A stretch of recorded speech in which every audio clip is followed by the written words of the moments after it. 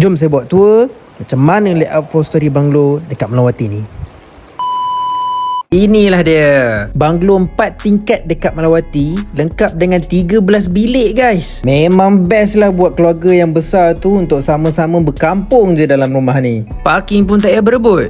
Masuk je kita ada staircase right to the master bed dan tandas untuk tetamu just beside the family area, where you can dine and have the view overlooking your neighbours. And on the same floor, kita ada dry and wet kitchen sekali. On the first floor ni memang solely untuk master bed sahaja. Punyalah besar, siap ada foyer dengan wardrobe dia sendiri. Tengoklah tempat tidur dia, tinggi betul ceiling. Dekat first lower ground floor ni lah siap ada 9 bilik terus kat sini. And this is the access ke kita punya infinity pool. Memang cantik lah. And now kita pergi ke arah 5 bilik yang dekat belakang.